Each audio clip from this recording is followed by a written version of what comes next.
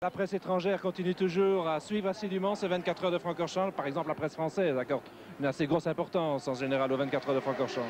Donc il y a quelques journalistes qui suivent l'ensemble du championnat.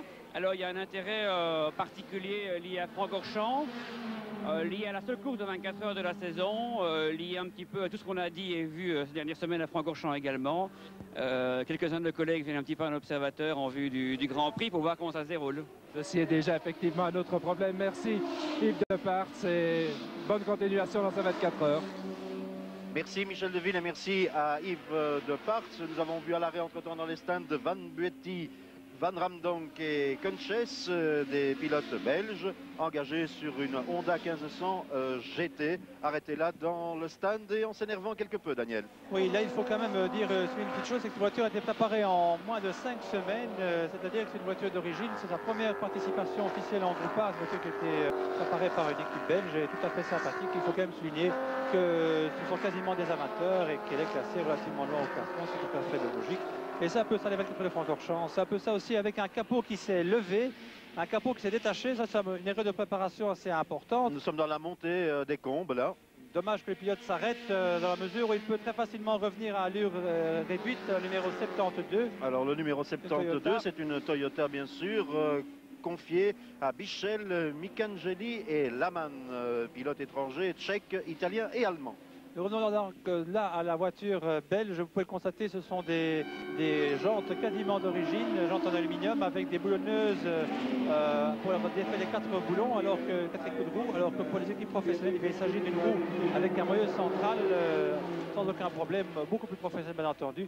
Mais c'est ça, comme je dis, les 24 heures et les équipes peuvent malgré tout se qualifier. C'est la plus petite voiture, entre parenthèses, engagée, la plus petite cylindrée engagée dans ces 24 heures de Francorchamps. Et je crois qu'elle aura beaucoup de mal à tenir la distance. Oui, je crois qu'il est important de souligner que chacun, après avoir accompli les temps nécessaires, puisse ainsi participer à une grande fête de l'automobile. Et ce n'est pas seulement une fête de l'automobile, Yves Depart l'a furtivement souligné tout à l'heure, c'est aussi une fête du rock ce soir avec Jermaine Jackson, entre autres. Et c'est une orientation nouvelle de ces 24 heures de Francorchamps, d'associer à la fois le spectacle sportif au spectacle de variété, sans oublier ce qui est très cher au président de Sten, le président de l'intercommunal du circuit de Spa-Francorchamps, c'est l'aspect économique de ce rendez-vous qui succède au Grand Prix de Formule 1, même s'il fut avorté, qui succède au Grand Prix moto, au Grand Prix de Belgique moto, et qui précède d'autre part les 24 heures moto ici, les 1000 km de Spa-Francorchamps à la fin du mois d'août et début du mois de septembre, et alors le 15 septembre, cet autre rendez-vous avec la Formule 1 à Spa-Francorchamps, ce Grand Prix de Belgique que chacun espère pouvoir vivre sur place ou à la télévision. Mais là, c'est un autre problème qui fait encore l'objet de quelques discussions, de quelques négociations et tractations à l'heure actuelle. Spa-Francorchamps, en quelque sorte le carrefour du sport automobile, mais aussi le carrefour du spectacle et un rendez-vous de générosité dans d'autres circonstances. Nous aurons l'occasion d'en parler aujourd'hui ou demain. Le 72, vous l'avez vu, a repris la piste, a repris la route. Le capot est fermé. Daniel, là, vous me faites un signe qui est évident. Ça a l'air très très curieux. Oui, disons que la voiture a effectivement son capot qui s'est soulevé dans la ligne droite, ce qui doit avoir créé une fameuse frayeur pour le pilote. Vous pouvez imaginer qu'on a quand même à plus de 200 à l'heure, même avec une Blitz 1600. Et que bon, c'est vraiment dommage qu'il ne soit pas parti de suite. Alors que pour le moment, les leaders doublent les premiers concurrents et également la Golf que je conduis, qui vient toujours de nouveau heureusement en course, parce qu'elle me permettra éventuellement de vous donner des informations plus précises quant à l'état de la piste et quant aux problèmes que nous pourrons rencontrer. C'est car moi je crois, rejoindre cette voiture surtout durant le relais de nuit. Mais pour en revenir à une chose importante aussi, c'est l'aspect physique. Il faut savoir que physiquement, on peut perdre jusqu'à 5, 6, voire même 7, 8 kilos dans le cadre de ces 24 heures, et une perte de poids tout à fait réelle et tout à fait conséquente. Souvent, on me dit, mais comment est-il possible de perdre autant de poids conduire une auto? Bon, mais moi, je descends régulièrement dans l'île de la France, je ne transpire pas. Dites-vous quand même que ce sont des voitures de compétition où le confort de conduite est vraiment tout à fait limité. Il y a des pneus extrêmement larges. Vous pouvez constater que ces Rovers sont des jantes de 9 pouces à l'avant avec des 17 pouces donc en hauteur. Ce sont des pneus extrêmement larges, sans direction assistée, Il faut avoir les bras solides pour la faire virer purement et simplement. Ah bien, sans power training au préalable, je peux vous assurer qu'on ne tient pas à très longtemps à un rythme élevé. Et c'est là le propre des 24 heures, c'est qu'il faut tenir un rythme qui probablement est mené à 2,245, c'est-à-dire à plus de 140 de moyenne. Ça peut paraître insignifiant, mais l'effort physique est réel. Non seulement ces voitures sont difficiles à manier sur le plan volant, mais elles ne sont pour la plupart pas assistées sur le plan freinage. C'est-à-dire que c'est un système de freinage direct pour permettre une plus grande... Alors le capot qui vient de se relever une deuxième fois, il s'arrête, il va rebaisser son capot. C'est vraiment très dangereux et pour lui et pour les autres concurrents. Ce qui est vraiment dommage, c'est qu'il n'ait pas une sangle ou un moyen ou des fils de fer. Comme la plupart de ces voitures sont dans des, entre parenthèses munies, elles ont toutes à bord une petite trousse de secours et du fer, de l'adhésif et des outils de première nécessité sont absolument indispensables. Et le pilote doit être en mesure d'exécuter lui-même quelques-unes de ces réparations. Il ne peut pas être assisté par l'extérieur. Exactement, c'est un aspect très important. Toute assistance technique humaine ou autre ne peut se faire que dans la limite des confinités du stand. Et nulle part ailleurs sur d'autres secteurs, on ne peut apporter ni d'outillage, ni d'essence, ni de quoi que ce soit d'ailleurs. Mais une petite question, si par exemple vous êtes victime d'une panne, vous ne savez pas très bien quoi, vous vous énervez à chercher, est-ce que quelqu'un de votre stand peut venir au bord du rail et vous dire ce qu'il y a lieu de faire? Absolument, il faut savoir que pour les équipes principales, alors que là c'est un plus peu mal dans la mesure où c'est le ciment qui a été apposé sur l'équipe s'est projeté.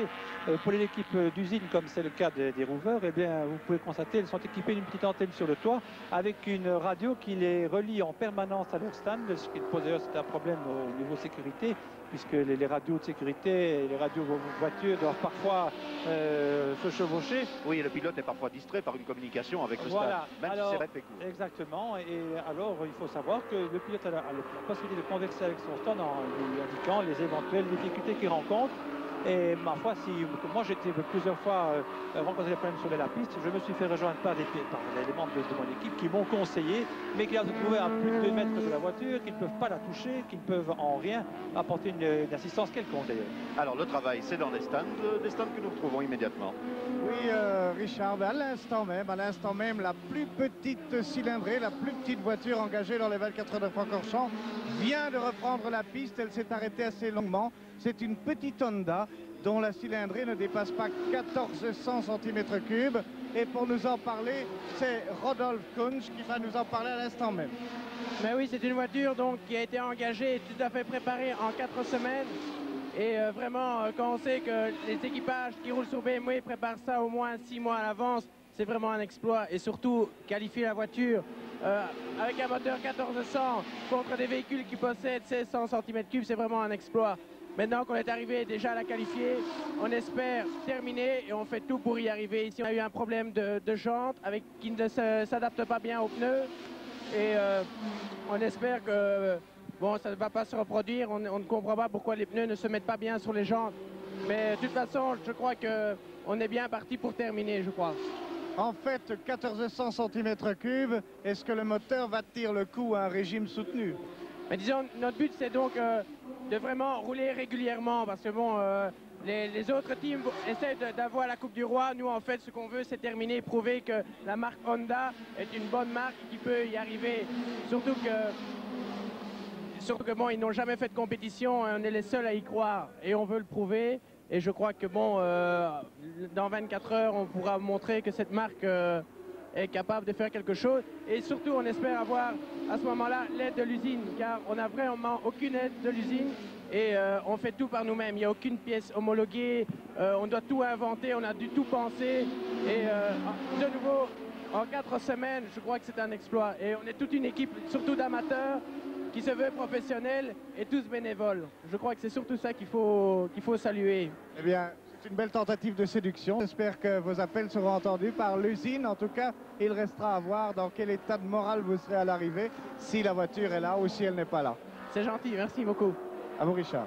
Merci Claude Delacroix. Eh bien, je crois que cette première prise de température en direct des 24 heures de Francorchamps, nous allons la clôturer ici en restant sur ce mot de la fin, car je crois que ce mot, c'est tout simplement la passion. Vous avez entendu avec quelle conviction un pilote, des préparateurs, comment les gens se fixent un objectif, avec quel courage ils défendent cette ambition. Et là, nous disons, nous, dans notre petite cabine et au bord de la piste, un grand bravo. Nous partageons cette passion. Les uns, c'est la passion sur la piste, les autres, c'est la même passion journalistique, par exemple, depuis la cabine pour vivre cet événement au cœur duquel nous tentons de vous faire pénétrer. Nous aimerions vous faire partager cette passion au long des 5 heures de reportage en direct. Et quelques